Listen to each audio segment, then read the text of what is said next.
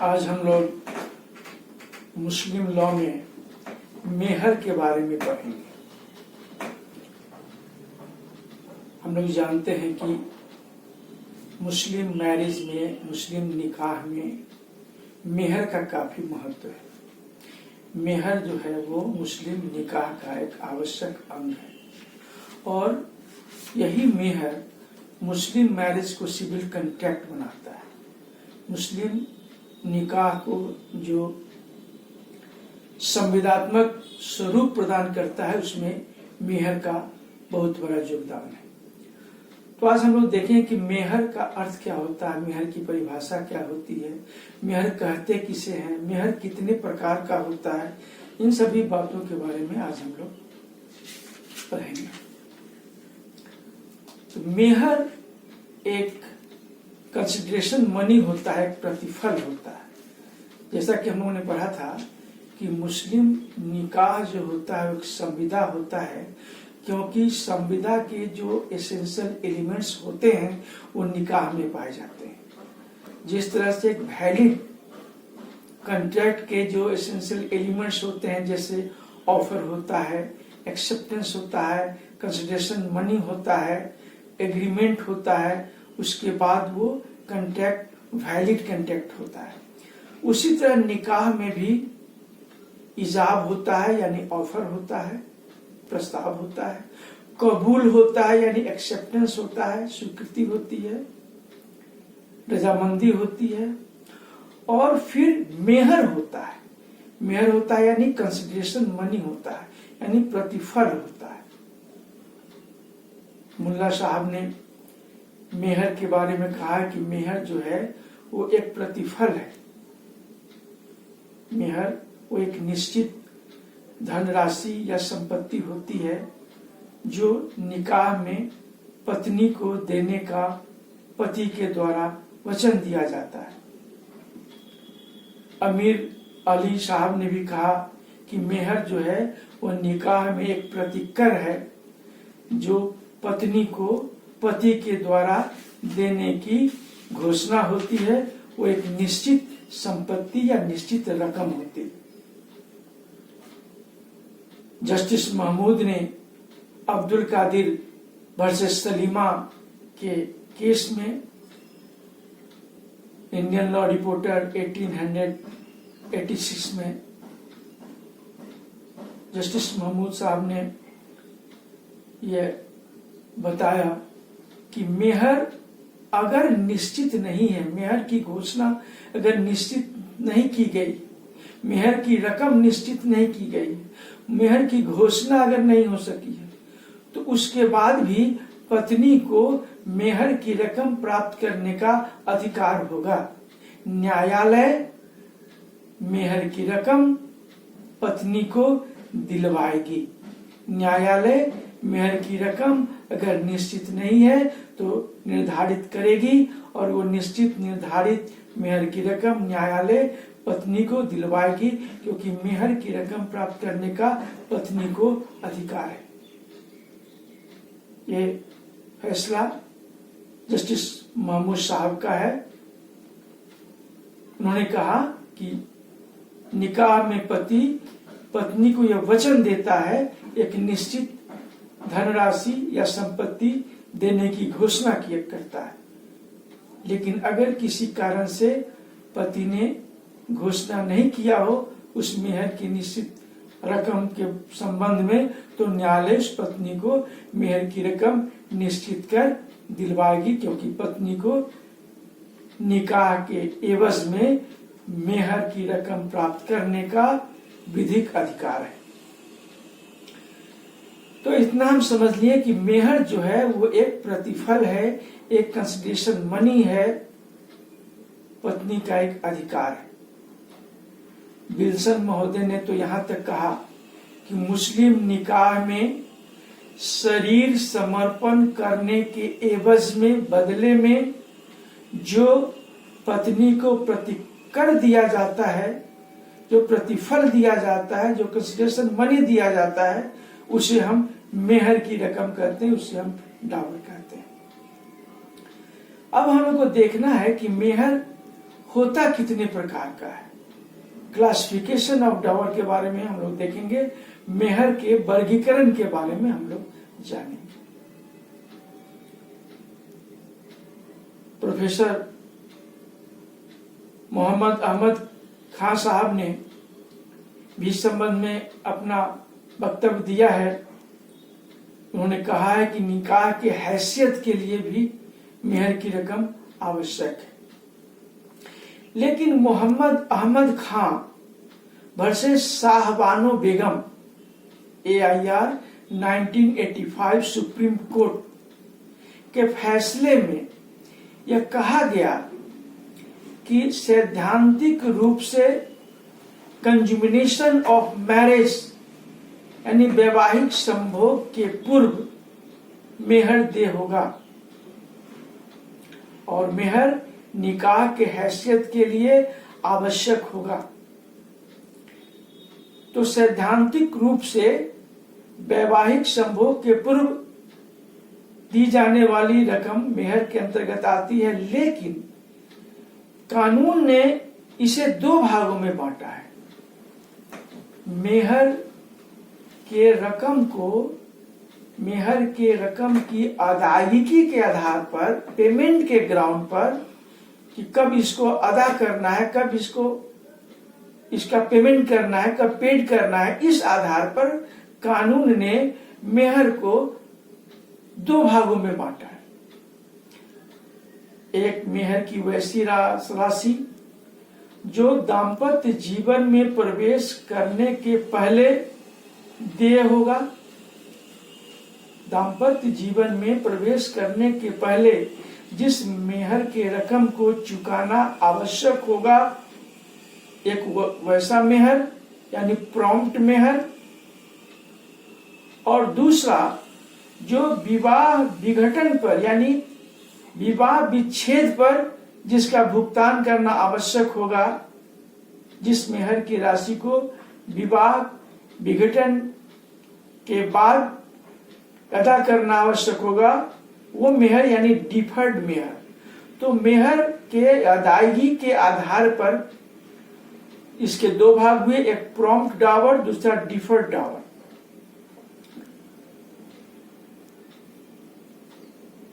अब मेहर या वो प्रॉम्प्ट हो या डिफर्ड हो, उस मेहर को अमाउंट के ग्राउंड पर, राशि के ग्राउंड पर भी दो भागों में बांटा गया है। जिस तरह हमने देखा कि भुगतान के आधार पर, पेमेंट के आधार पर, देय के आधार पर हमने दो भागों में बांटा मेहर की राशि को, प्रॉम्प्ट डावर और डिफर्ड डावर। उसी तरह अमाउंट के आधार पर, राशि के आधार पर भी मेहर को दो भागों में बांटा गया है। एक को कहते हैं मेहरे मुसम्मा। मेहरे मुसम्मा वो मेहर होता है जिसमें मेहर की राशि निश्चित होती है।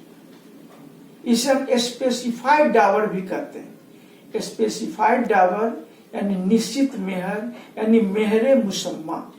मेहरे मुसम्मा मेहर की वो निश्चित राशि होती है जो निकाह के समय जिसे अदा करने का पति के द्वारा वचन दिया जाता है। और जब निकाह में मेहर की राशि निश्चित नहीं होती है तो उसे मेहरे मिस्ल कहते हैं। मेहरे मिस्ल यानी उचित मेहर, स्पेसिफाइड डावर। यानी निकाह में जब मेहर की रकम निश्चित होती है तो स्पेसिफाइड डावर कहते हैं, मेहरे मुसम्मा कहते हैं। लेकिन जब निश्चित नहीं होती है, उचित होती है, जब प्रॉपर डावर होता है तो उसे मेहरे मिस्ल कहते हैं। यानी निश्चित और उचित रकम के आधार पर मेहरे मुसम्मा और मेहरे मिस्ल दो तरह के मेहर हुए, स्पेसिफाइड डावर और प्रॉपर डावर। ये जो प्रॉपर डावर होता है, जो उचित मेहर होता है, जो मेहरे मिस्ल होता है, उसे हम कस्टमरी डावर भी कहते हैं, प्रथागत मेहर भी कहते हैं। अब हम लोग देखते हैं कि मेहरे मुशम्मा यानी निश्चित मेहर, निश्चित मेहर के कितने भाग होते हैं, इसकी क्या विशेषताएं होती है, अब इसके बारे में हम लोग देखेंगे। मेहरे मुशम्मा यानी निश्चित मेहर यानी स्पेसिफाइड डावर के भी दो भाग होते हैं। जो निश्चित मेहर की रकम की घोषणा होती है मेहर मुसम्मा, उसका भी दो भाग होता है, उसका भी दो रूप होता है। एक जो निश्चित मेहर की घोषणा हुई उसकी अदायगी तत्काल किया जाए, तात्कालिक मेहर उसे कहते हैं, प्रॉम्प्ट डावर कहते हैं, मुअज्जल मेहर कहते हैं। यानी मेहर की रकम की जब तत्काल या अदायगी की बात होती है तो उसे मुअज्जल मेहर कहते हैं, तत्कालिक मेहर कहते हैं, प्रॉम्प्ट डावर कहते हैं। इसमें पत्नी को यह अधिकार होता है कि वो मुअज्जल मेहर का तत्काल अदायगी की मांग करे। पत्नी को यह अधिकार होता है कि अगर मुअज्जल मेहर अदा नहीं किया जा रहा है तो उस पर साधारण ब्याज प्राप्त करे। ब्याज का निर्धारण उस समय से होता है जिस समय से पत्नी उस मुअज्जल मेहर की मांग करती है। जिस तारीख को, जिस डेट से पत्नी मुअज्जल मेहर, तात्कालिक मेहर, प्रॉम्प्ट डावर का डिमांड करती है, मांग करती है, उस डेट से साधारण ब्याज प्राप्त करने का पत्नी को अधिकार होता है मेहर की राशि पर। फिर मुअज्जल मेहर की अगर अदायगी नहीं होती है तो पत्नी को यह अधिकार होता है कि वह दाम्पत्य कर्तव्यों से इनकार करे, वो संभोग से इनकार करे, वो सेक्सुअल इंटरकोर्स से इनकार करे, यह पत्नी को अधिकार होता है। लेकिन यदि मुअज्जल मेहर का भुगतान कर दिया जाता है तो अदायगी पर दाम्पत्य अधिकार की पुनर्स्थापना कायम हो जाती है। मुअज्जल मेहर के अदायगी पर दाम्पत्य अधिकार की पुनर्स्थापना कायम हो जाती है। लेकिन अगर मुअज्जल मेहर की अदायगी नहीं होती है तो पत्नी को यह अधिकार होता है कि वह दाम्पत्य कर्तव्य का पालन न करे, उस पर साधारण ब्याज प्राप्त करे, उसकी तत्काल अदायगी का मांग करे, उसके अंतर्गत वो सेक्सुअल इंटरकोर्स से इनकार करे। ये सारे लीगल राइट्स निकाह में वाइफ को होता है, पत्नी को होता है। इसे हम मुअज्जल मेहर करते हैं। मुअज्जल मेहर के अंतर्गत ये सारी बातें होती हैं, ये सारे एलिमेंट्स हैं, ये सारे साइलेंट फीचर्स हैं मुअज्जल मेहर के, तात्कालिक मेहर के, प्रॉम्प्ट डावर के। तो मेहरे मुसम्मा को हम लोगों ने दो भागों में बांटा। एक हुआ मुअज्जल मेहर यानी तात्कालिक मेहर और दूसरा हुआ मुवज्जल मेहर। पहले हम लोग मुअज्जल और अब हम लोग देखें मुवज्जल। मुवज्जल मेहर यानी स्थगित मेहर, डिफर्ड डावर। जो डिफर्ड डावर होता है, जो स्थगित मेहर होता है, जो मुवज्जल मेहर होता है, सामान्यतः इसकी रकम अधिक होती है। मुवज्जल मेहर की सामान्यतया निश्चित या निर्धारित संपत्ति अधिक होती है। इसकी अदायगी विवाह के भंग होने पर होती है। विवाह के भंग होने पर मुवज्जल मेहर की अदायगी होती है, ऐसा प्रावधान होता है। मुअज्जल मेहर यानी स्थगित मेहर यानी वैसा मेहर जो निकाह संबंध समाप्त होने पर, जो मैरिज के डिसॉल्व होने पर अदायगी की जाती है। मुअज्जल मेहर की दूसरी विशेषता होती है कि पति द्वारा मेहर की रकम अदा करने पर रोक नहीं होता है।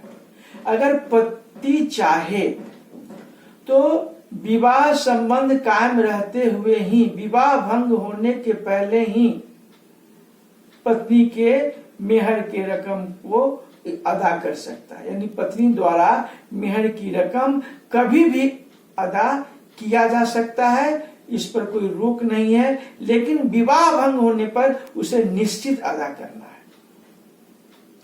और तीसरी विशेषता है कि अगर पत्नी की मृत्यु हो जाती है तो पत्नी के वारिसों को, पत्नी के उत्तराधिकारियों को, सक्सेसर्स को राइट टू सक्सेशन होता है, यानी जो मुअज्जल मेहर की रकम होती है, जो डिफर्ड डावर होता है, जो स्थगित मेहर होता है, उस पर पत्नी के मृत्यु के बाद पत्नी के उत्तराधिकारियों को उत्तराधिकार का अधिकार होता है।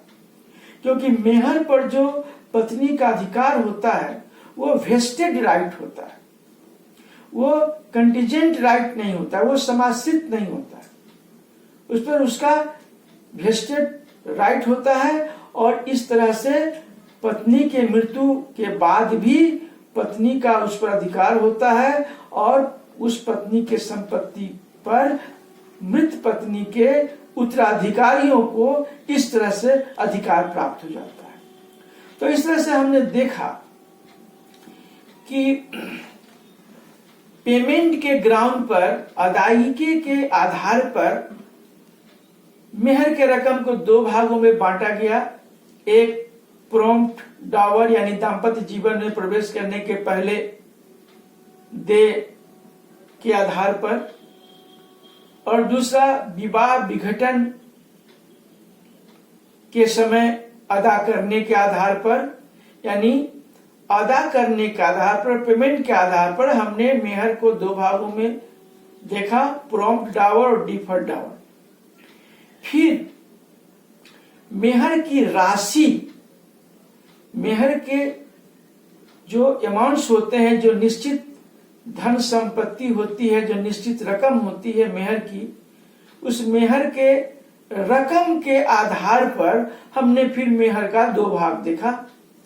एक मेहरे मुसम्मा, यानी मेहरे मुसम्मा जिसमें मेहर की राशि निश्चित होती है, निश्चित मेहर इसमें होता है, स्पेसिफाइड होता है। दूसरा मेहरे मिस्ल, यानी जिसमें मेहर की रकम निश्चित नहीं होती है, इसमें उचित मेहर की बात होती है, इसे प्रॉपर डावर कहते हैं या कस्टमरी डावर कहते हैं या प्रथागत मेहर कहते हैं। तो दो भाग हुए, मेहरे मुसम्मा और मेहरे मिस्ल अमाउंट के ग्राउंड पर। अब भुगतान के आधार पर, पेमेंट के आधार पर फिर मेहर को दो भागों में बांटा गया। जो मेहरे मुसम्मा है, जो निश्चित मेहर है, जो स्पेसिफाइड डावर है, उसे पेमेंट के आधार पर दो भागों में बांटा गया।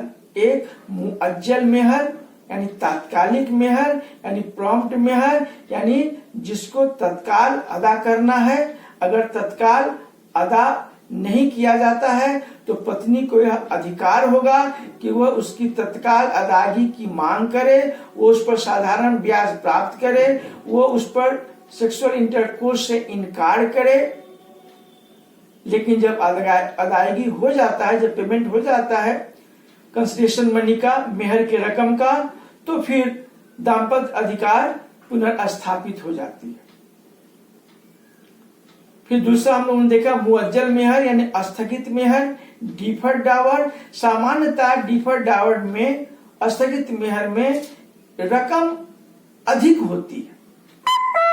मुअज्जल मेहर में जो मेहर की रकम निश्चित की जाती है, उस रकम से ये रकम अधिक होती है, मुअज्जल मेहर। इसलिए मुअज्जल मेहर, जिसे हम डिफर्ड डावर कहते हैं, सामान्यतः इसकी रकम अधिक होती है। और इसकी विशेषता ये होती है, जैसा कि इसके नाम से ज्ञात होता है, स्थगित मुअज्जल, यानी पत्नी को अधिकार होता है कि विवाह के भंग होने पर इसकी अदायगी की जाएगी।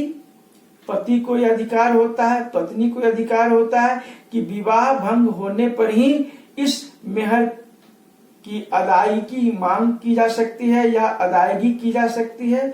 दूसरा अधिकार होता है कि अगर पति चाहे तो वैवाहिक संबंध समाप्त होने के पूर्व ही, विवाह संबंध समाप्त होने के पूर्व ही, विवाह भंग होने के पूर्व ही ये मुअज्जल मेहर अदा कर सकता है। यानी सामान्य संबंध के दरमियान में मुअज्जल मेहर, स्थगित मेहर देने पर कोई अवरोध नहीं है, कोई रोक नहीं है। और तीसरा कि अगर पत्नी की मृत्यु हो जाती है तो पत्नी के वारिसों को, उत्तराधिकारियों को उत्तराधिकार का अधिकार होता है, राइट टू सक्सेशन होता है, क्योंकि मेहर में जो पत्नी को अधिकार होता है वो वेस्टेड इंटरेस्ट होता है, वो कंटीजेंट इंटरेस्ट नहीं होता है, इसलिए उस पर उत्तराधिकारियों को भी अधिकार होता है। और जो संपत्ति, अगर पति की मृत्यु हो जाती है, मेहर की रकम चुकाने के पहले अगर पति की मृत्यु हो जाती है तो पति के जो उत्तराधिकारी होंगे, पति के जो मृत पति के जो वारिस होंगे, उनके प्रति उस पत्नी को यह अधिकार होगा कि वारिस आनुपातिक रूप से मेहर चुकाएं, आनुपातिक रूप से मेहर प्राप्त करने का अधिकार वारिसों से उस पत्नी को होगा। यानी पति के मृत्यु के बाद पत्नी को मेहर के संबंध में यह अधिकार होगा कि जिन वारिसों को संपत्ति मिली है, जिस अनुपात में संपत्ति मिली है, उसी अनुपात में वो उनसे मेहर की रकम प्राप्त करें। अब आगे हम लोग देखेंगे प्रॉपर डावर के बारे में।